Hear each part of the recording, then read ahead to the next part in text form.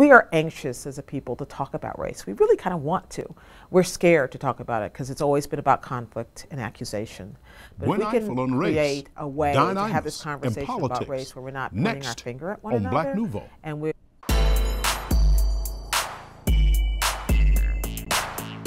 Hello and welcome to Black Nouveau. I'm Milton, Dockery. And I'm Faithe. We're glad you could join us. On this edition, we'll continue our conversation with journalist and author Gwen Ifill. We have poetry from Marcellas and Blanche Brown, and we'll check up on the issues of childhood obesity and the H1N1 virus with the Cream City Medical Society. But first, we begin with the story of 9 teenagers who were on the front line of the civil rights movement. The Little Rock Nine was honored in Milwaukee recently, and our Liddy Collins spoke with some of the trailblazers.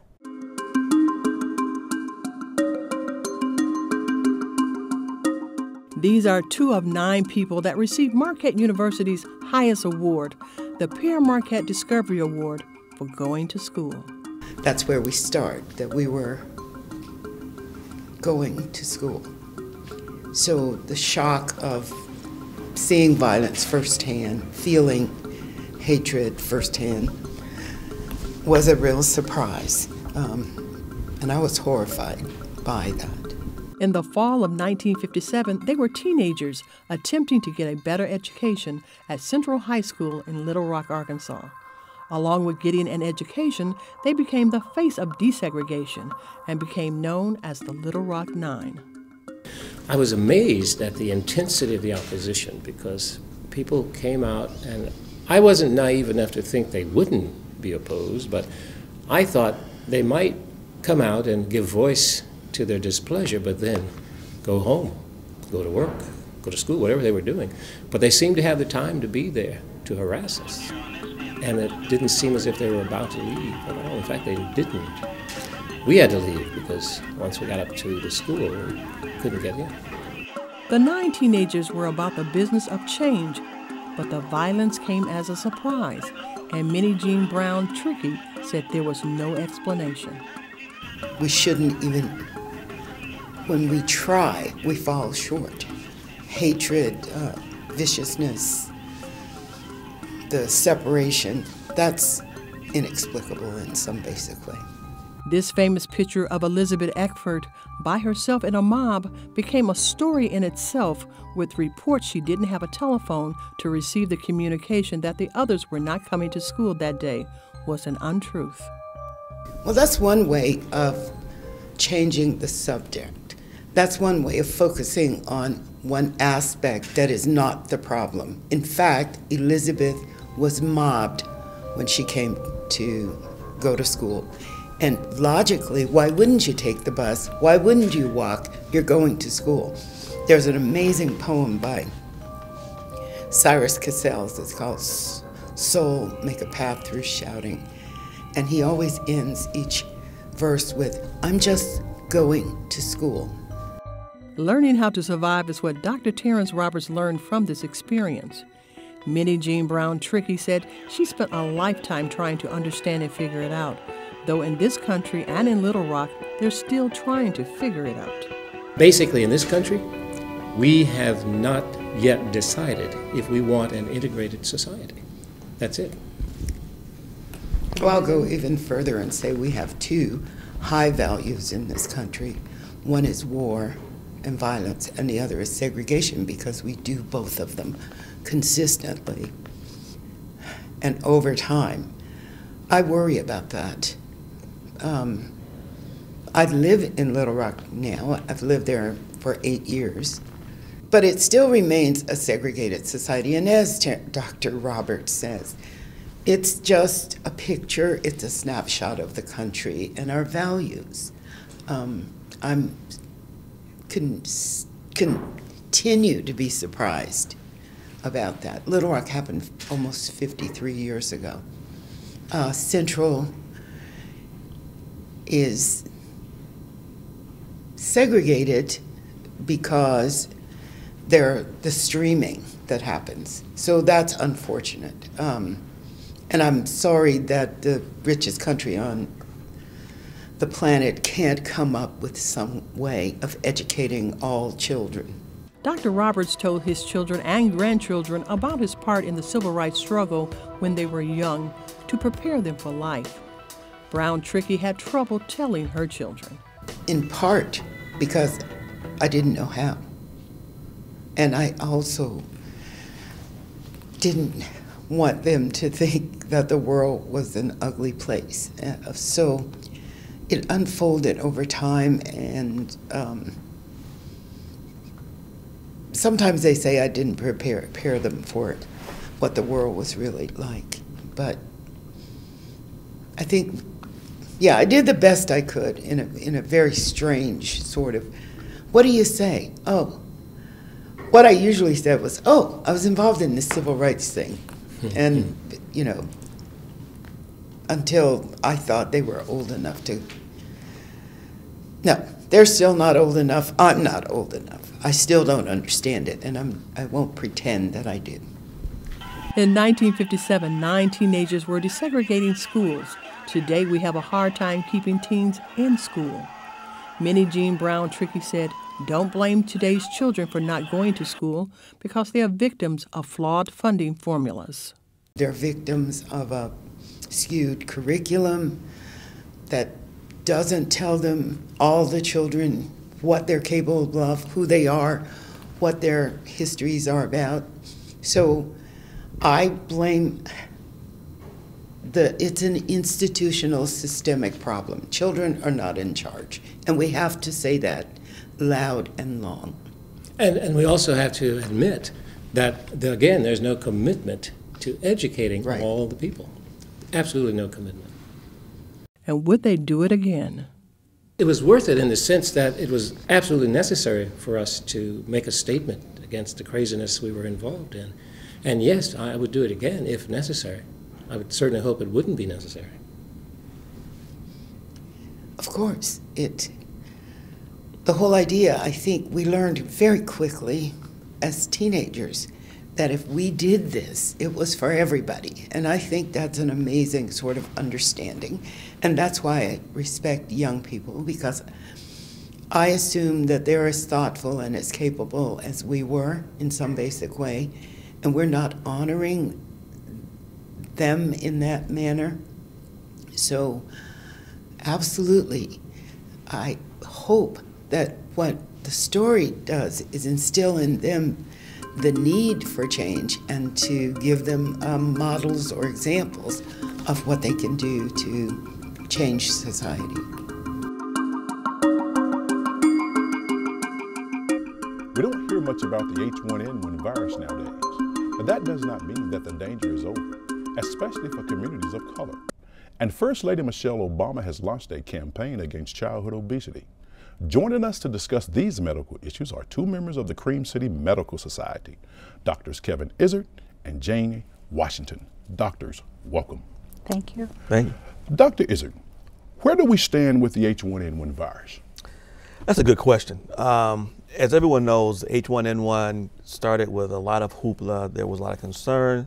You have to kind of go back to the beginning. H1N1 first appeared in 1918, and at that time, it infected almost half the world. A lot of people were killed, and so everyone, of course, was concerned when it appeared again. It has not lived up to the hype, which is, I think, is a good thing. Some of that may be because we did such a good job with getting people vaccinated, getting people to wash their hands, taking precautions. Some of it may be just that it's changed since the first time it appeared. But the virus is still there. We know that the first time it appeared, it had at least 2 peaks, meaning that in the spring when it first appeared in 1918, there were a number of deaths. It came back in the fall and it was a lot worse. Okay. And then there was another smaller peak. Okay. So it appears that the second peak we've had has not been as bad as we anticipated, but there may be a third peak. Okay. And this peak kind of coincides with the regular seasonal flu, which peaks usually in January and February. Okay. So we're in the peak season right now. Yeah. Dr. Washington, what are the symptoms? People have fever, body aches, chills. Some people do even get GI symptoms, diarrhea, nausea, vomiting. What are GI symptoms? Nausea, vomiting, okay. Diarrhea, those type of things. Can people still get vaccinated? Yes. Oh, yes, they definitely can. Okay. And what is the long-term prognosis? Well, if people do well with it, meaning that they get over their fever, body aches, they're usually down a good while, you know, some people a week or more.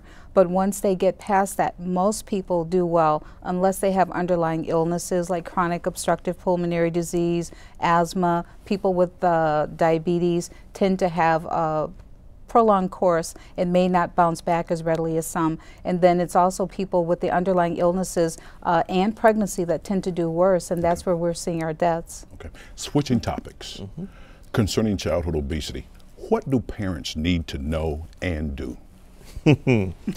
Loaded question. Obesity is a big problem, not just for kids but for adults too. And unfortunately, I think we all know the simple solution is that you have to eat less and exercise more. Okay. Now, how do you do that? A lot of it is a problem with our lifestyles now. People are more sedentary, especially kids. You know, kids used to go out and eat. When I was a kid, we went out and we played from the time we got home from school until the evening. We came home, we ate, we did our homework, went to bed. Now kids are inside, you know, either because it's not safe to be outside, or maybe they have a single parent and so they have to be in the house, or by choice. They're playing video games or watching television, and so they don't burn as many calories. Plus, they're eating more calorie-dense food. They're eating McDonald's. They're eating fast food. Some of the school cafeterias might have junk food, or they're getting junk food on their way home. They might not eat at school, but they're going to get the flaming hot chips on the way home. And so, you know, for all those different reasons, we're seeing a record number of kids with obesity. In fact, from the time from the early 70s to now, the number of kids who are obese has tripled. And it doesn't appear to be going down anytime soon. So of course there's big concern, and the First Lady has put a spotlight on that. So it's a good thing that she has done that. But unfortunately, just like with adults, there is no simple solution to this. There is no pill you can take. There is no one thing you can do to make people lose weight. So here are several themes: lack of physical activity and the food. Let's talk about the food. There are a lot of chemicals being pumped into food nowadays. Do you think that plays a major role? For an example, you go in a grocery store, you might want to buy some chicken drumsticks. They look like turkey legs. So if it will blow a turkey, if it blow a chicken up like that, what effects does it have on the human body? I don't think it's so much the chemicals as it is the portion sizes. Okay. It used to be that you got a bag of chips, it was a small bag of chips. Now everything is supersized. You got the big grab bags. You buy a soda, it used to be a soda can, now you get the 20-ounce bottles of soda. That's the standard, Okay. So everything has gone up. So our portion sizes are bigger. Even when you go to restaurants, we consider a good restaurant something where you get a lot of food. And it's not necessarily, it should be necessarily about how much food you get what makes it good, but how the food tastes. Dr. Washington, food choices. What we have to do is be proactive in our choices. If you have a choice between something healthy, like a piece of fruit, or a bag of chips, we have to make that conscious decision and pick the fruit over the chips. So, families are going every which direction. Most parents work nowadays, and you don't get that old-fashioned home-cooked meal like we used to get when you played outside till the streetlights came on. Now you're getting what you can, and unfortunately, most of the fast things are loaded with fat and calories. And so we have to be proactive and make the right choice for our bodies. And I know sometimes when people are trying to lose weight, they're trying to just do, 20 pounds like tomorrow. And it doesn't work that way. It's going to take a process of smaller portions, eating healthy, and getting out, walking just 30 minutes 5 days a week can make a great difference in how you are. You're not going to see differences today, but by the time the year comes around, you will have some results from that. So just be encouraged and keep up the good work. I tell you, Milton, for kids that are stuck inside, I just got my kids a Wii for Christmas. The game system. That's actually pretty good. You can if you're inside, they can play video games, but they can they're playing tennis, they're bowling, they're sword fighting. That's a way to keep active, even if you have to be playing a video game. If people want more information on the Cream City Medical Society, how can they get it? Cream City Medical Society does have a website, so all they have to do is go to the website and look into it, and there's a wealth of information. Doctors, thank you so much. You're very welcome.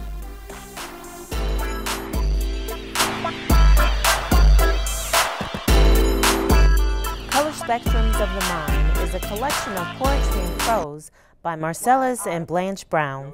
The Milwaukeeans are a unique mother and son pairing that often perform together.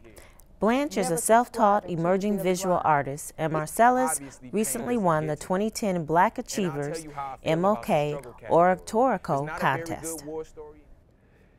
In these days and times, I've become accustomed to all this bragging in hip-hop. People are bragging about cars, clothes, jewelry, the girls, and everything that comes behind it. But it's something I just can't get used to. People talking about people. Talking about who's in their entourage and how every girl in the club wants to hold a menage. No offense, my guy, but keep stuff like that in your garage. How could you possibly give the crowd's brain a massage with that 100% pure, unadulterated garbage? Well, while you shaking hands, I'm fellowshipping with greats, hanging with people of more importance. While you was rapping on the corner, knocking off rocks and bars, I was having ciphers with Nikki Giovanni and Paul Laurence Dunbar. I was spitting with Whitman. I ain't worried about you dudes. I'm with Guy Langston Hughes. I proposed to Maya Angelou too. I got rejected, but I was comforted by my brother Samuel Clemens. I discussed pros and cons with Edgar Allan Poe. I be with the impeccable authors, catch me chilling with William Faulkner. And Emily Dickinson, man, that's my girl. She's so cool. Just last week we was in the library acting a fool. I sip lean with Silverstein, I hold discussions with County Cullen, I make noise with Du Bois, I ride Harleys with Garvey, and Thoreau makes sure that my raps are thorough. And I be with the young ones too, like Saul Williams, Dalak Braithwaite, Black Ice, Dasha Kelly. We be kicking it, and it be crazy parties too. My bad, y'all. I just got a text from George Orwell, letting me know that after this, he's gonna help me get that Nobel. Like I said, I hold discussions with County Cullen. I console with Emerson. I'm the first person he let know about his idea with transcendentalism. Aristotle went full throttle on his freestyles, making mixtapes with Machiavelli, Picasso painting my pelly, and when I'm chilling with David, it's bread and butter, no jelly.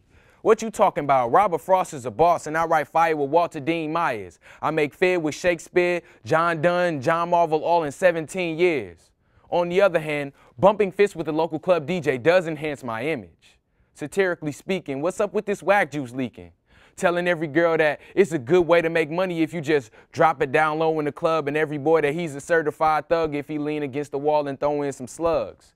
Every song on the world's biggest communication system is, this my name, this my game, pick a lame, hit a dame, it's insane, cause it all sounds the same. And there's too many people in the game to blame. This is the vicious cycle writers nowadays go through. Boy, if you only knew, you'd be ashamed.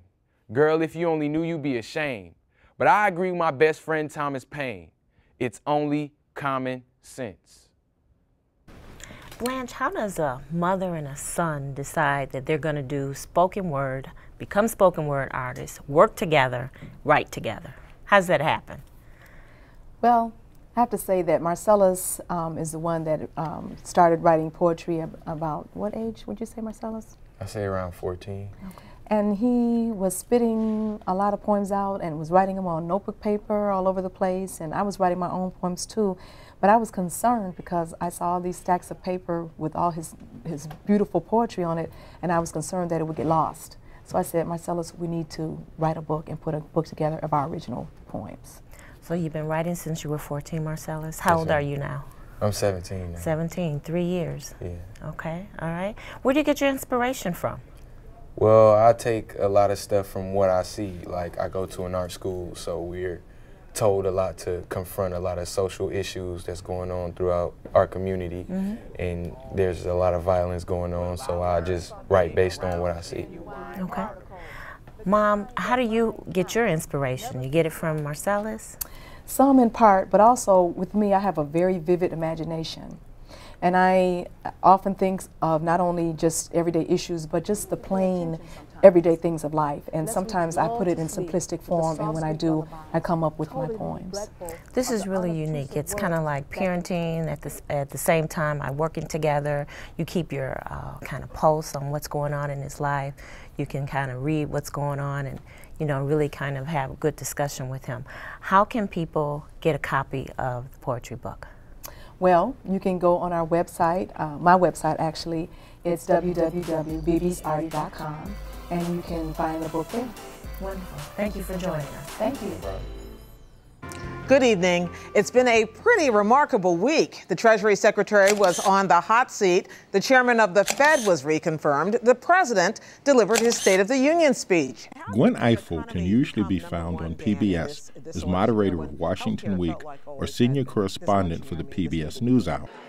But with the success of her book, The Breakthrough, Politics and Race in the Age of Obama, she has also become a sought-after speaker. I was a low girl on the totem pole at the Washington Post. And so because I was new to this, they would always send me out to cover the candidate most likely to lose. It grew so bad that after a while, if I arrived at any candidate's events, they'd see me. And it was like the angel of death arriving to say, you know, give up all ye who enter here. We spoke with her when she was in town recently to deliver the Neiman Lecture at Marquette University. I usually speak almost exclusively on college campuses or in public television-related venues because I find that people are thinking in these venues. They're really engaged and they're smart and they want to know more. And my book has taken me around the country doing a lot of that. I've had a fascinating time, partly because people don't talk about race much. It's our great national tripwire. We don't feel comfortable. We'd rather talk about post-racialism. I just got invited to be on a panel at Georgetown University to talk about post-racialism, and I wrote them back and said, what does that mean? We want to get past talking about race without going through it. So my audiences, when I've been traveling the country, have been so interesting. I always insist on Q&A at the end of my lectures because I want to hear what they're thinking. And 1/3 of my audience is roughly PBS viewers who are, by definition, older, more well-heeled, more comfortable, and self-regarding progressives, many of them.